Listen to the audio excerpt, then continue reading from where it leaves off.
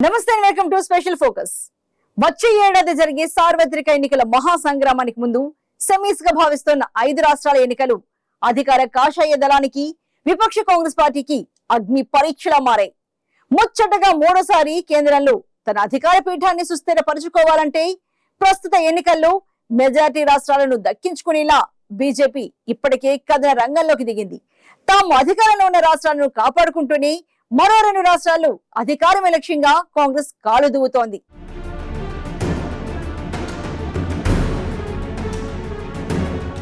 ఐదు రాష్ట్రాల election siren మోగింది. లోక్సభ ఎన్నికల ముందు సెమీఫైనల్ కి ప్లేస్ డేట్ ఫిక్స్ అయింది.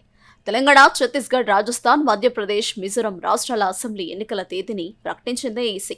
5 రాష్ట్రాల్లో కలిపి మొత్తం 679 నియోజకవర్గాలకు ఎన్నికలు జరగనున్నాయి. తెలంగాణలో 119 నియోజకవర్గాలు, రాజస్థాన్లో 200, మధ్యప్రదేశ్లో 230, ఛత్తీస్గఢ్లో 90, మిజోరాంలో 40 నియోజకవర్గాలున్నాయి. ఒకే విడతతో మిజోరాం, రాజస్థాన్, మధ్యప్రదేశ్, తెలంగాణ ఎన్నికలు నిర్వహించాలని ఈసీ డిసైడ్ చేసింది. ఒక్క ఛత్తీస్గఢ్లో మాత్రం 2 విడతల్లో ఎన్నికలు జరగనున్నాయి. నవంబర్ 7న మిజోరాం, నవంబర్ 17న మధ్యప్రదేశ్, నవంబర్ 23న రాజస్థాన్, నవంబర్ 30న తెలంగాణ ఎన్నికల పోలింగ్ నిర్వహించనున్నారు. ఇక ఛత్తీస్గఢ్లో 2 విడతల్లో పోలింగ్ కాబట్టి నవంబర్ 7, 17న ఓటింగ్ జరగనుంది. డిసెంబర్ 3న 5 రాష్ట్రాల ఎన్నికల కౌంటింగ్ నిర్వహిస్తామని కేంద్ర ఎన్నికల సంఘం ప్రకటించింది. ఎన్నికల కోసం అన్ని ఏర్పాట్లు పూర్తి చేశామని ఈసీ తెలిపింది. తెలంగాణలో మొత్తం 3.17 కోట్ల మంది ఓటర్లు ఉండగా రాజస్థాన్లో 5.25 కోట్ల మంది ఉన్నారు. ఇక మధ్యప్రదేశ్లో 5.6 కోట్ల మంది, ఛత్తీస్గఢ్లో 2.03 కోట్ల మంది ఉండగా మిజోరాంలో 8.52 లక్షల మంది ఓటర్లున్నారు. తెలంగాణ అసెంబ్లీ ఎన్నికల నోటిఫికేషన్ నవంబర్ 3న వెలువడనుంది. నవంబర్ 10 వరకు నామినేషన్లు స్వీకరిస్తారు. నవంబర్ 13న స్క్రూటినీ ఉంటుంది. ఇక నవంబర్ 15 నామినేషన్ల ఉపసంహరణకు చివరి తేదీగా ఉంది. నవంబర్ 30న పోలింగ్ జరుగుతుంది. ఇక రాజస్థాన్ ఎన్నికలకు నోటిఫికేషన్ అక్టోబర్ 30న విడుదల కానుండగా నవంబర్ 6 వరకు నామినేషన్లు స్వీకరిస్తారు.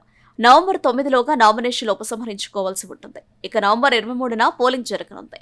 ఇక మధ్యప్రదేశ్ ఎన్నికల నోటిఫికేషన్ అక్టోబర్ 21న విడుదల కానుండగా అక్టోబర్ 30 వరకు నామినేషన్లు స్వీకరిస్తారు. నవంబర్ 2న నామినేషన్ల ఉపసంహరణకు చివరి తేదీ కాగా పోలింగ్ నవంబర్ 17న ఉంటుంది. మిజోరాం ఎన్నికలకు అక్టోబర్ 13న నోటిఫికేషన్ వెలువడనుంది. అక్టోబర్ 20 వరకు నామినేషన్లు స్వీకరిస్తారు. అక్టోబర్ 23లోగా నామినేషన్లు ఉపసంహరించుకోవాలి. పోలింగ్ నవంబర్ 7 ఉంటుంది. ఛత్తీస్గఢ్ తొలి దశ పోలింగ్ కు సంబంధించి అక్టోబర్ 13న నోటిఫికేషన్ వెలువడుతుంది. అక్టోబర్ 20లోగా నామినేషన్లు స్వీకరిస్తారు. అక్టోబర్ 23 నామినేషన్ల ఉపసంహరణకు చివరి తేదీ ఉంటుంది. పోలింగ్ నవంబర్ 7న ఉంటుంది. 2వ దశ పోలింగ్ కు అక్టోబర్ 21న నోటిఫికేషన్ వెలువడనుండగా అక్టోబర్ 30 వరకు నామినేషన్లు స్వీకరిస్తారు. ఇక నవంబర్ 2లోగా నామినేషన్ల ఉపసంహరణ జరగాలి. నవంబర్ 17న పోలింగ్ ఉంటుంది. ఈ అన్ని రాష్ట్రాల కౌంటింగ్ ప్రక్రియ డిసెంబర్ 3వ తేదీన జరగనుంది.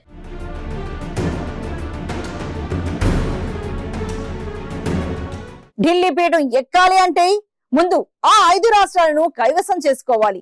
అక్కడ బలగం పెంచుకుంటేనే సార్వత్రిక ఎన్నికల్లో సమరోత్సాహం వస్తుంది. అందుకే తెలంగాణ, ఛత్తీస్గఢ్, రాజస్థాన్, మధ్యప్రదేశ్, మిజోరాం రాష్ట్రాలపై బీజేపీ, కాంగ్రెస్ ఫోకస్ చేశాయి. ఇంతకీ ఈ 5 రాష్ట్రాల్లో ఎవరి బలం ఎంత, ఏ పార్టీ బలహీనతలు ఏంటి?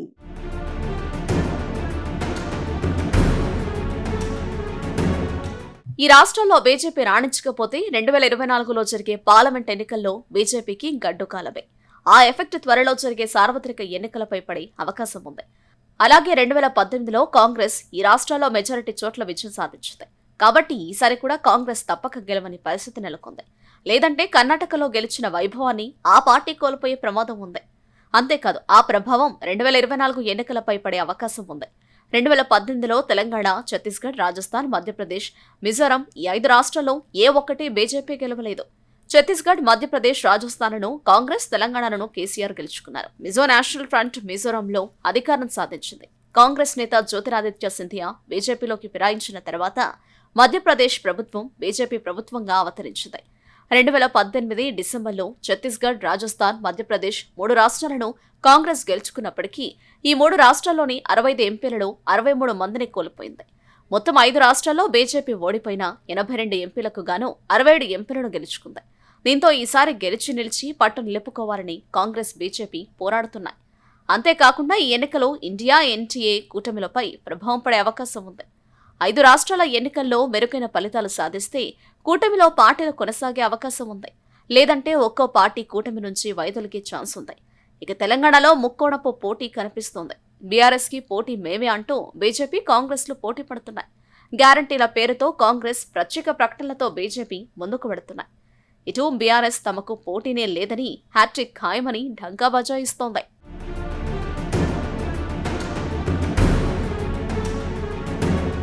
వచ్చే ఏడాది జరిగే సార్వత్రిక ఎన్నికల మహాసంగ్రామానికి ముందు సెమీస్గా భావిస్తున్న 5 రాష్ట్రాల ఎన్నికలు అధికార కాషాయ దళానికి, విపక్ష కాంగ్రెస్ పార్టీకి అగ్ని పరీక్షగా మారాయి. ముచ్చటగా మూడోసారి కేంద్రంలో తన అధికార పీఠాన్ని సుస్థిరపరచుకోవాలంటే ప్రస్తుత ఎన్నికల్లో మెజారిటీ రాష్ట్రాలను దక్కించుకునేలా బీజేపీ ఇప్పటికే కథన రంగంలోకి దిగింది. తాము అధికారంలో ఉన్న రాష్ట్రాలను కాపాడుకుంటూనే మరో 2 రాష్ట్రాల్లో అధికారమే లక్ష్యంగా కాంగ్రెస్ కాలుదువ్వుతోంది. కాంగ్రెస్ అధికారంలో ఉన్న రాజస్థాన్లో ఎట్టి పరిస్థితుల్లోనూ అధికార మార్పిడి జరుగుతుందని బీజేపీ నమ్మకంగా ఉంటే, బీజేపీ పాలనలో ఉన్న మధ్యప్రదేశ్ కైవసం చేసుకుంటామని కాంగ్రెస్ నమ్మకంగా ఉంది.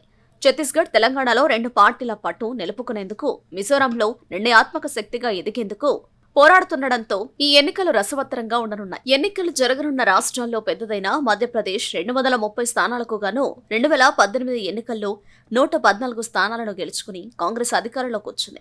కాంగ్రెస్ సీనియర్ నేత, ముఖ్యమంత్రి పదవి ఆశించి భంగపడ్డ జ్యోతిరాదిత్య సింధియా 2020లో సొంత పార్టీలోని 21 మంది ఎమ్మెల్యేలతో కాషాయ కటవ కప్పుకోవడంతో అక్కడ బీజేపీ అధికారంలోకి వచ్చింది. దీనిపై ప్రతీకార జ్వాలతో రగిలిపోతున్న కాంగ్రెస్ అక్కడ తిరిగి అధికారం కైవసం చేసుకునేందుకు చెమటోడుస్తోంది. వరుసగా 9 సార్లు ఎంపీగా గెలిచిన కమల్నాథ్ ప్రస్తుతం పార్టీని ముందుండి నడిపిస్తున్నారు. కాంగ్రెస్ గ్యారంటీ కార్డులను బలంగా వాడుతున్నారు. బీజేపీ కూడా కేంద్ర మంత్రులు, లోక్సభ ఎంపీలను అసెంబ్లీ బరిలో నిలిపింది. కమల్నాథ్ నేతృత్వంలోని కాంగ్రెస్ ప్రభుత్వం అధికారంలో ఉన్న డిసెంబర్ 2018 నుంచి మార్చి 2020 మినహా దాదాపు 2 దశాబ్దాలుగా మధ్యప్రదేశ్లో బీజేపీ అధికారంలో ఉంది. ఇక్కడ 2 పార్టీల మధ్య హోరాహోరీగా పోరు ఉంటుందని సర్వేలు అంచనా వేస్తున్నాయి. ముఖ్యంగా కాంగ్రెస్ పార్టీకి గెలిచే అవకాశాలు ఉన్నాయని సర్వేలు చెబుతున్నాయి. రాజస్థాన్ అసెంబ్లీలో మొత్తం 200 సీట్లు ఉండగా కాంగ్రెస్ కు 108, మిత్రపక్షమైన ఆర్ఎల్డీకి 1 సీటు ఉంది.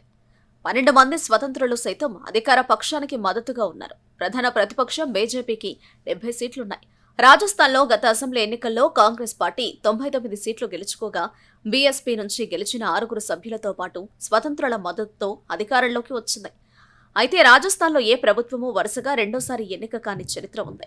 ప్రతి ఎన్నికల్లోనూ ప్రజలు ప్రత్యర్థి పార్టీకి అవకాశం కల్పిస్తున్న నేపథ్యంలో ఈసారి ఎన్నికలను కాంగ్రెస్, బీజేపీ ప్రతిష్టాత్మకంగా తీసుకున్నాయి. రాష్ట్రంలోని ఇతర వెనుకబడిన తరగతుల ఓట్లే కీలకంగా ఉండడంతో వాటిపైనే ప్రధాన పార్టీల దృష్టి పెట్టాయి. అదే సమయంలో కాంగ్రెస్ కు చెందిన సీఎం గెహ్లాట్, మాజీ డిప్యూటీ సీఎం సచిన్ పైలట్ల మధ్య విరోధం నివురు గప్పిన నిప్పులా ఉంది.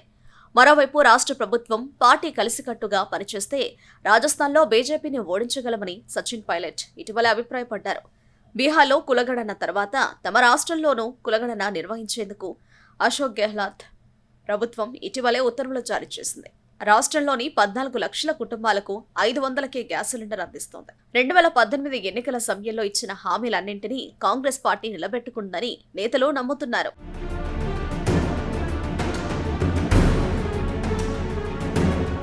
ఇక బీజేపీ 1967 నుంచి ఇక్కడ బీజేపీ బలమైన శక్తిగా ఉంది. చంద్రప్రకాష్ జోషి నేతృత్వంలో బీజేపీ ముందుకు వెళుతోంది. రాజస్థాన్లో కాషాయ జెండా రెపరెపలాడాలని చూస్తున్న బీజేపీ అక్కడ ఆప్ను రాజస్థాన్ పేరిట ప్రభుత్వ వ్యతిరేక ప్రచారాన్ని ముమ్మరం చేసింది.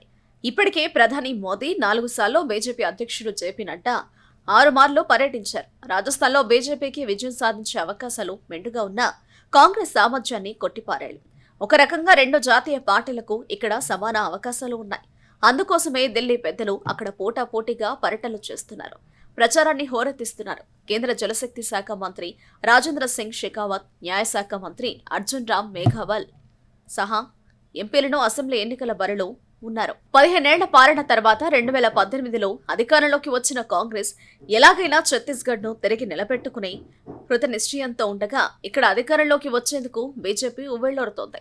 90 స్థానాలున్న రాష్ట్రంలో 68 సీట్లతో అధికారంలోకి వచ్చిన కాంగ్రెస్ ముఖ్యమంత్రి భూపేష్ బఘేల్కు ఉన్న ఇమేజ్కు తోడు ప్రభుత్వం చేపట్టిన సంక్షేమ పథకాలు తమను తిరిగి అధికారంలోకి తేవచ్చని కాంగ్రెస్ వర్గాలు విశ్వసిస్తోంది. రాష్ట్రంలోని కీలక రంగాల్లో జరిగిన అవినీతి తమకు లాభిస్తోందని బీజేపీ భావిస్తోంది. ఇప్పటికే ప్రధాని 3 సార్లు ఛత్తీస్గఢ్లో పర్యటించారు.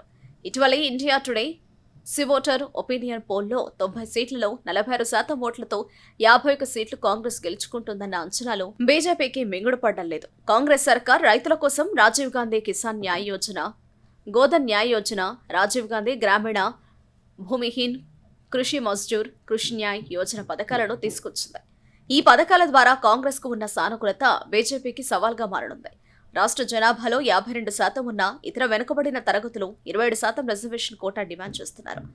సాహు, కుర్మి, యాదవ్ అని 3 ప్రముఖ ఓబీసీ కమ్యూనిటీలు 2018 ఎన్నికలలో ఎక్కువగా కాంగ్రెస్ కు మద్దతిచ్చాయి. ఈ కోటాను 58% పెంచుతూ బీజేపీ ప్రభుత్వం 2012లో జారీ చేసిన ఉత్తర్వులను ఛత్తీస్గఢ్ హైకోర్టు గత ఏడాది పక్కన పెట్టింది. ప్రస్తుతం ఈ కాంగ్రెస్ కు ఆందోళనకరంగా మారింది. గత 5 ఏళ్లలో రాష్ట్రంలో మౌలిక సదుపాయాల అభివృద్ధి ఆగిపోయిందని, రోడ్ల పరిస్థితి దారుణంగా ఉందని బీజేపీ ఆరోపిస్తోంది. కేంద్రంలోని ప్రధానమంత్రి ఆవాస్ యోజనను అమలు చేయడంలో కాంగ్రెస్ ప్రభుత్వం విఫలమైందని, జల్ జీవన్ మిషన్ ను సక్రమంగా అమలు చేయడం లేదని బీజేపీ ఆరోపణలు చేసింది.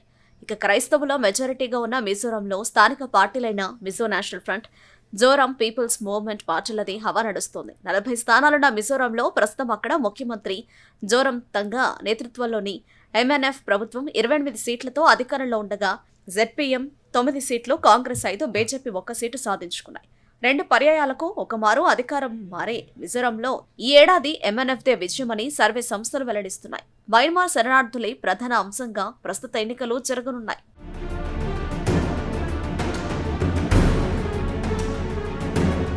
ఇది ఇవాళ స్పెషల్ ఫోకస్. మరో అంశంతో మళ్ళీ కలుద్దాం. Keep watching I news.